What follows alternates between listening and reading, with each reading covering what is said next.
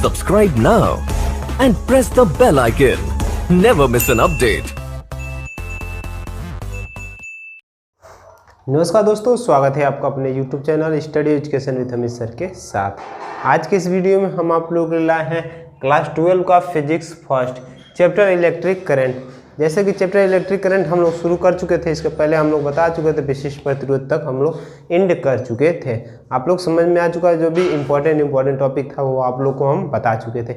इसमें भी जितना टॉपिक है सभी महत्वपूर्ण है, क्योंकि बोर्ड में आप लोग को इससे 2 नंबर में जरूर पूछता है। अगर आप लोग की बोर्ड को तैयारी अभी करना चाहते हैं या अभी से करना स्टार्ट कर दिए होंगे तो ये वीडियो आप लोग जरूर देखें, क्योंकि यह बहुत ही इंपॉर्टेंट वीडियो है जिसमें बोर्ड में पूछा गया ऑल 12 पूरा प्रश्न हम इसमें बताएंगे आप लोगों को, कि जो बोर्ड में प्रश्न पूछता है सब VVI प्रश्न इसमें रहेंगे। इसमें जितना VVI मतलब बोर्ड में एग्जाम्पल, बोर्ड में जो आप तैयारी करना चाहते हैं उसी के लिए हम लोग इंपॉर्टेंट छाट के, क्योंकि आप लोग को हम जानते हैं कोविड-19 की वजह से पढ़ाई नहीं हो पा रहा है, इसलिए उसको इंपॉर्टेंट छाट के आप लोगों को बता दिया जाता है। एक बात और, अगर हमारे चैनल पर पहली बार है तो रेड बटन को दबाकर सब्सक्राइब करना ना भूलें और वीडियो को स्किप ना करें, क्योंकि वीडियो बहुत ही हेल्पफुल होगा, बहुत ही महत्वपूर्ण होने वाला है आप लोग के लिए। चलिए हम लोग वीडियो स्टार्ट करते हैं। आपको अभी बताएं, जैसे कि हम लोग पिछले वीडियो में हम लोग खत्म कर चुके थे विशिष्ट प्रतिरोध तक। आज देखिए क्या होता है, विशिष्ट चालकता हम लोग स्टार्ट करेंगे। तो विशिष्ट चालकता किसे कहते हैं? तो विशिष्ट चालकता बता दें किसे कहते हैं। विशिष्ट प्रतिरोध के व्युत्क्रम को विशिष्ट चालकता कहते हैं। अब देख लीजिए यहाँ पे, किसी विद्युत परिपथ में, सिंपल तरीका आप लोग बताए हैं वही इसमें भी लिखवाया जाएगा। किसी विद्युत परिपथ में विशिष्ट प्रतिरोध के व्युत्क्रम को ही क्या कहते हैं, विशिष्ट चालकता कहते हैं। यहाँ तक तो समझ में आ चुका। एक चीज़ और, विशिष्ट प्रतिरोध जो है इसका मात्रक आप लोगों को नहीं बताया गया था, तो बता दे रहे इसका मात्रक क्या होता है, ओम इंटू मीटर। क्या होता है, ओम इंटू मीटर। आप लोग लिख सकते हैं इसको साइड में चाहे तो, ओम इंटू मीटर। ये इसका मात्रक होता है क्या, किसका, विशिष्ट प्रतिरोध का,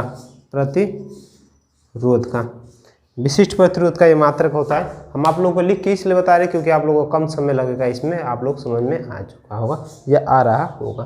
तो किसका होता है, विशिष्ट प्रतिरोध का मात्रक ओम इंटू मीटर होता है। तो यहाँ तक विशिष्ट चालकता का डेफिनेशन आप लोग जान चुके हैं। विशिष्ट किसी चालक में या किसी विद्युत परिपथ में विशिष्ट प्रतिरोध के व्युत्क्रम को विशिष्ट चालकता कहते हैं। तो इसका फार्मूला अब इसे देखिए, इसे डेल्टा से, जो यहाँ पे दिया गया है डेल्टा, इसे डेल्टा से डिनोट करते हैं या प्रदर्शित करते हैं या रिप्रेजेंट करते हैं।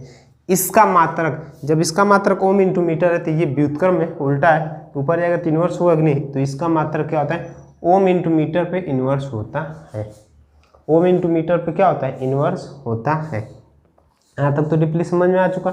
अब इसका फार्मूला क्या होता है, डेल्टा इजकल टू 1/रो, क्योंकि जो विशिष्ट विशिष्ट प्रतिरोध है उसको रो से डिनोट करते हैं, तो डेल्टा इजकल टू 1/रो, या हम लोग रो इजकल टू पढ़े E/J, E/J पढ़े ना, मतलब इसका विशिष्ट प्रतिरोध का फार्मूला विद्युत क्षेत्र की तीव्रता तथा धारा घनत्व के अनुपात को ही क्या कहते हैं, विशिष्ट प्रतिरोध कहते हैं। तब इसको हम लोग यहाँ पर रखेंगे तो J सबसे नीचे तो ये ऊपर जाएगा, हम डायरेक्ट कर दिए तो J/E हो जाएगा। या करके इसको हम लोग फार्मूला ये होता है 1/R इंटू A/L, यल ऊपर चला जाएगा तो delta equal to L/R into A, ये हम लोग का फार्मूला आ जाएगा। आप लोग को मेन फार्मूला यही है, मेन यही है, लेकिन इसको यहाँ से हम लोग लेकर चले जाते हैं, ठीक है, कोई दिक्कत नहीं होगा, समझ में आ चुका हो। तो चलिए एक बात और, इसके बाद जो आएगा हम लोग को प्रतिरोध का तापीय प्रभाव। इसके बाद जो हेडिंग है वो हम लिखे नहीं क्योंकि वो इंपॉर्टेंट नहीं है, तो बता दें आप लोग को प्रतिरोध का तापीय प्रभाव में बता दे रहे आप लोग क्या है। तो किसी भी चालक के प्रतिरोध के मान में बढ़ोतरी करने पर, मतलब उसके मान में वृद्धि करने पर उसमें उपस्थित विभव के मान में या धारा के मान में भी वृद्धि होने लगता है, जिससे उसका श्रांति काल, या इसे कह सकते हैं कि किसी भी प्रतिरोध के मान की वृद्धि करने पर उसके वर्गमाल मूल्य के कारण, माध्य मूल के कारण उसमें धारा के मान में और विभव के मान में वृद्धि होने लगता है, जिसके कारण श्रांति काल में घटोत्तरी होने लगता है। यही क्या होता है, प्रतिरोध का तापीय प्रभाव होता है। एक बार और रिपीट कर दे रहे हैं, आप लोग ध्यान से सुन लीजिएगा, या तो आप लोग चाहें तो हम लिख देंगे, कमेंट बॉक्स में कमेंट करिए और लाइक करते चलिएगा, क्योंकि इससे हम लोग को मोटिवेशन मिलता है। तो लाइक करना ना भूले, लाइक करते चलिएगा। तो चलिए हम लोग बता दे रहे एक बार और, किसे कहते हैं प्रतिरोध का तापीय प्रभाव में। तो किसी भी चालक के प्रतिरोध के मान में वृद्धि करने पर, कोई भी चालक को उसके प्रतिरोध के मान में वृद्धि करने पर उसके वर्ग माध्य मूल के कारण उसके विभव तथा धारा के मान में बढ़ोतरी होता है, विभव के मान में बढ़ोतरी होता है, जिससे उसका सरांतिकाल घटता है। इसी क्रिया को हम लोग क्या कहते हैं, विभव का तापीय प्रभाव। उसके बाद आता है आप लोग का एक और हेडिंग है जो इम्पोर्टेंट नहीं, वो भी आता है ओमी तथा अनओमी। इसको हम लिख के कहीं बता दे रहे हैं आप लोग को, ओमी तथा अनओमी। अब ओमी किसे कहते हैं ये भी हम इसके बाद ही है, जस्ट इसीलिए हम इसको इसके बाद बता दे रहे हैं। आप लोगों को समझ में डीपली आ जाएगा, कोई दिक्कत नहीं होगा, आप लोग अस्थायी रूप से समझते रहिएगा। तो आप लोग को ओमी बता दे रहे किसे कहते हैं, ओमीय प्रतिरोध। दूसरा क्या होता है, ये पहला है, दूसरा अनओमीय प्रतिरोध। अनओमी प्रतिरोध और ओमी प्रतिरोध। तो पहला ओमी प्रतिरोध किसे कहते हैं, जो ओम के नियम का पालन करे, जो ओम के नियम का पालन करे उसे ओमी प्रतिरोध कहते हैं। इसका मतलब क्या हो जाएगा, विभव के मान उसके प्रतिरोध के मान के एक समान चलता रहे, या विभव का मान एक समान बढ़ता रहे हमेशा प्रतिरोध के अनुसार। आप लोग इसका फिगर चाहें तो देख सकते हैं, एक आई हो एक आर हो जाएगा, तो इसमें विभव का मान सीधे एक बढ़ता रहेगा, ये सीधा जाएगा एकदम विभव का मान, ये भी हो जाएगा। तो इसमें विभव का मान हमेशा एक समान रहता है, या जो ओम के नियम का पालन करे उसे ओमी प्रतिरोध कहते हैं, सिंपल डेफिनेशन। और जो ओम के नियम का पालन ना करे उसे अनओमी प्रतिरोध कहते हैं।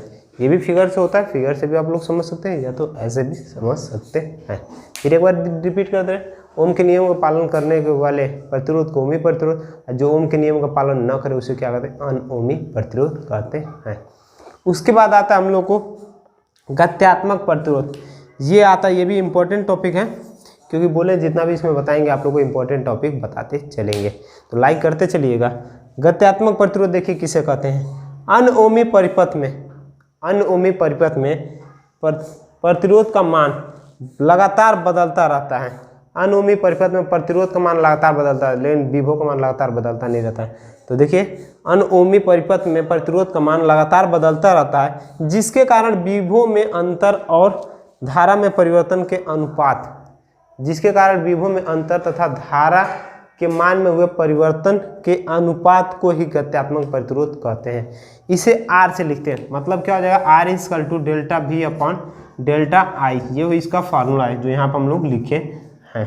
इसका मतलब ये हो जाएगा कि जब अनओमी परिपथ में प्रतिरोध का मान बढ़ाते हैं, जब प्रतिरोध मतलब R का मान बढ़ाते हैं, तो इसके कारण, इसी के कारण विभव का मान तथा धारा का मान में परिवर्तन के अनुपात को ही क्या कहते हैं, गत्यात्मक प्रतिरोध कहते हैं। अब इसका मात्रक क्या होता है, मात्रक देख लीजिए, विभव का वोल्ट प्रति एम्पियर। तो वोल्ट प्रति एम्पियर को क्या कहते हैं, ओम, ओम आ जाएगा। ये भी, इसको भी ओम कह देंगे, गत्यात्मक प्रतिरोध को भी ओम कह देंगे, या वोल्ट प्रति एम्पियर। ठीक है, यहाँ तक तो समझ में आ चुका। याद रखिएगा इसका फार्मूला, क्योंकि बहुत इंपॉर्टेंट है ये। तो चलिए हम लोग आगे देखते हैं। अगला क्या है, गतिशीलता। गतिशीलता मोबिलिटी मतलब ये भी इम्पोर्टेंट टॉपिक है बोर्ड के लिए, बहुत ही मस्त है गतिशीलता। अब गतिशीलता का डिफिनीशन बता रहे हैं, किसी चालक के अंदर, कोई भी चालक हो उसके अंदर क्या आवेश वाहकों के अप्रवाह वेग तथा विद्युत क्षेत्र की तीव्रता के अनुपात गतिशीलता कहलाता है। फिर एक बार बता दे रहे, किसी चालक के अंदर आवेश वाहकों, मतलब एक चालक हो जाएगा, इसके अंदर आवेश, आवेश मतलब कोई भी क्यू आवेश होता है ना, इलेक्ट्रॉन प्रोटॉन न्यूट्रॉन तीनों में से कोई एक हो जाए या कोई चीज़ आ जाए, तो किसी चालक क्या देख, किसी चालक के अंदर, मान लीजिए चालक हो गया, इसके अंदर आवेश वाहक, एक आवेश हो गया जिसमें वाहक मतलब गाड़ी चलने का काम करता है, वाहक के अपवाह वेग अपवाह मतलब इसमें दौड़ने का, वेग मीन्स दौड़ने का, अपवाह वेग तथा विद्युत क्षेत्र की तीव्रता के अनुपात को ही क्या कहते हैं, गतिशीलता कहते हैं। अब इसे किससे प्रदर्शित करते हैं, इसे म्यू से डिनोट करते हैं। गतिशीलता को किससे, म्यू से डिनोट करते हैं, ध्यान दीजिएगा। अब इसका फार्मूला क्या होता है, mu equal to V D upon E, mu equal to V D upon E. ये बहुत ही महत्वपूर्ण है बोर्ड के लिए, आप लोग यहाँ तक समझ चुके होंगे, कोई दिक्कत नहीं। चलिए आते हैं हम लोग विद्युत ऊर्जा। विद्युत ऊर्जा किसे कहते हैं, ये भी ध्यान से देख लीजिएगा। किसी विद्युत परिपथ में विद्युत धारा को सतत रूप से बनाए रखने के लिए, मतलब उसको विद्युत धारा के रूप में बनाए रखने के लिए किया गया कार्य विद्युत ऊर्जा के रूप में संचित होता है या संचित रहता है। तो इसमें देखिए V equal to W upon Q, ये हाई स्कूल में होगा तो इसका फार्मूला कुछ और पढ़े होंगे, मतलब इसका डिफिनीशन। तो ये भी होता है वो भी होता है, दोनों आप लोग, दोनों में से कोई एक डिफिनीशन आप लोग लिख देंगे, काम चल जाएगा। तो V equal to W upon Q, या इसको W इजकल टू, तो इसका इधर गुणा करेंगे तो W equal to V into Q। अब देखिए इसमें किया गया कार्य लिख देंगे, किया गया कार्य किसके रूप में संचित रहता है, किया गया कार्य किसमें, विद्युत ऊर्जा के रूप में, विद्युत ऊर्जा के रूप में संचित रहता है, संचित रहता है। इसका मतलब ये हो जाएगा कि जो W है ना, W बराबर H हो जाता है, मतलब किया गया कार्य ये विद्युत ऊर्जा के रूप में संचित होता है। विद्युत ऊर्जा को हम लोग H से प्रदर्शित करते हैं। यहाँ तक तो कोई दिक्कत नहीं, यहाँ तक समझ में आ गया होगा। अब इसके जगह पर हम रख देंगे तो क्या हो जाएगा, इसके जगह हम लोग H रखेंगे तो H equal to V into Q, ये इसके रूप में फार्मूला हो गया। ये किस में आएगा, जूल में। अब चूंकि 1 जूल बराबर, हम जूल को कैलोरी में चेंज कर देंगे तो 1 जूल बराबर क्या होता है, ध्यान से देखिए, 1/4.2 कैलोरी, 1/4.2 कैलोरी। और भी एक जानते हैं, Q इजकल टू क्या होता है, I इंटू टी। तो इसमें हम पुट कर देंगे तो H इजकल टू क्या हो जाएगा, किसके रूप में, ध्यान से देखिएगा, विभव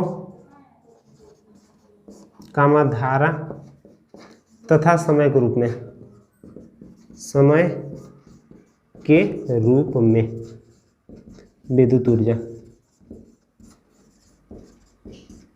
अब देखिए विद्युत ऊर्जा H इजकल टू क्या हो जाएगा, V इंटू Q, जब क्या लिख देंगे, I into T upon joule के पे 4.2, किस में हो जाएगा, कैलोरी में। ये तो एक और डिफिनीशन होगा, मतलब एक और इसका फार्मूला हो जाएगा, जब इसमें क्या दिया हो, विभव दिया हो, समय दिया और धारा दिया हो, तब ये इसके लिए अप्लाई करेंगे। अगर मान लीजिए इसमें से धारा को हटाकर इसमें क्या आ जाए, कुछ और आ जाए, जैसे आवेश आ जाए, आवेश के तो ऊपर दे दिए हैं, कोई दिक्कत नहीं है। इसको और हटा के मान लीजिए V छोड़ I इंटू आर, V छोड़ क्या होता है, I इंटू आर, मतलब इसमें अगर हम लोग रख दें प्रतिरोध आ जाए तब, तो विभव को हटा लीजिए, प्रतिरोध कामा धारा कामा तथा समय के रूप में क्या, विद्युत ऊर्जा। अब इसके रूप में विद्युत ऊर्जा क्या हो जाएगा, H इजकल टू, हम लोग जानते हैं V इजकल टू क्या होता है, I इंटू आर। तो V को ही हटाएंगे क्योंकि इसमें विभव दिया नहीं, तो इसको V में हटा देंगे तो H इजकल टू क्या होगा, I into R into I into T upon 4.2, किसमें, कैलोरी में। इसको हम लिख सकते हैं H equal to I square into R into T upon 4.2 calorie. यहाँ तक तो कोई दिक्कत नहीं, ये आप लोग समझ में आ गया होगा कि ये इसका क्या होता है, फार्मूला होता है। ठीक है, आई होप आज का वीडियो पसंद है। अगले दिन हम लोग इसको बताएंगे विद्युत शक्ति के बारे में, विद्युत शक्ति किसे कहते हैं उसके बारे में हम लोग डीपली आप लोगों को अगले दिन कंफर्म बताएंगे। तो आज का वीडियो पसंद आए तो लाइक करें, कमेंट करें, सब्सक्राइब करें हमारे YouTube channel study education with Amit sir को, and press the bell icon, और अपने दोस्तों में शेयर करना ना भूलें। धन्यवाद।